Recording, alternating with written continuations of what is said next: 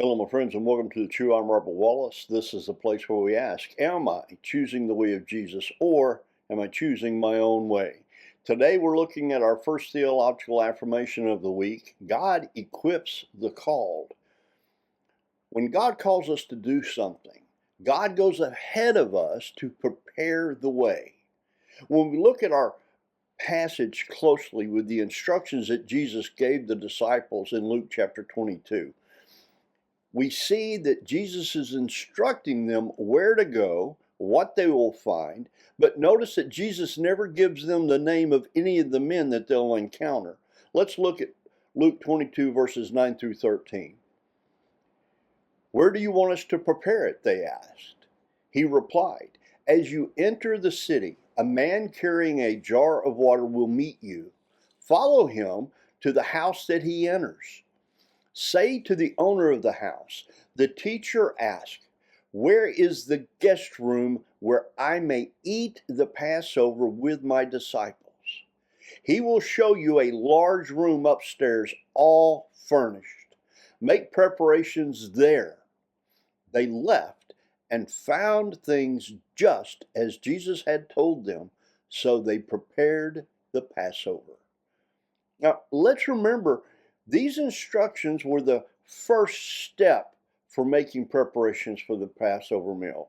Once the location was located, they still needed to set up the room with the meal, preparing the food, roasting the lamb and the bitter herbs and the baked bread. Jesus, though, he handled the biggest part of this whole equation. He directed them to a room that was already furnished. Now, we need to realize the deep truth here as well. God does not send us into the world without any guidance or providence. The disciples were clearly given guidance and providence. You could probably share stories of times when God has provided exactly what was needed, or you've heard the same stories, exactly what was needed and when. Remembering these stories and sharing them help us to shore up our faith when we face new trials. Now, the way God provided the location fully furnished, his provision cannot be matched. I remember when Tracy and I followed God's lead to come back to Texas. We had no idea of the trials we'd face. Within the first 2 weeks, we found that she had pneumonia and a fractured vertebra. Our sister-in-law pointed us to an orthopedic surgeon who confirmed the compression fracture and referred us to a specialist who was able to get her on the way to healing and relieve the pain. From the time we entered the ER at the local hospital until the surgery was completed was 14 days.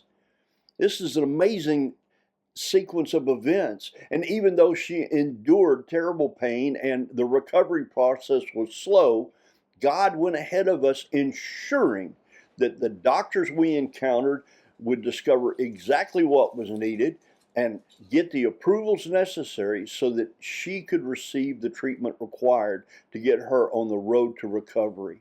God equips the called. Looking back, we never dreamed of these obstacles, the trials and the testing that would come to test us because of our obedience. We can look back and see God's hand of grace, love, and mercy at work. Now, here are our questions. What is my story of how God called me and provided? Am I strengthened in my faith when I remember and hear other testimonies? Do I live knowing that God is doing the heavy lifting? Well, what is the Holy Spirit saying unto me right now for today? Will I choose the way of Jesus that leads to a full life, or will I choose my own way? I'm praying for us as we carefully consider this passage. Let's think about how God provided everything the disciples needed. Let's examine our own lives. How has God provided for us? I'm praying that we'll reconsider this passage, inviting God to give us eyes to see and ears to hear His truth from His Word. Let's invite the Holy Spirit to help us have receptive hearts and minds to receive these truths. And then let's take a step of faith today, asking the Father for the same boldness, commitment, and courage of Jesus to go and do what the Holy Spirit is leading us to do today. I pray you'll have a wonderful day, my friends. Go in the peace of God. Blessings to you. Bye for now.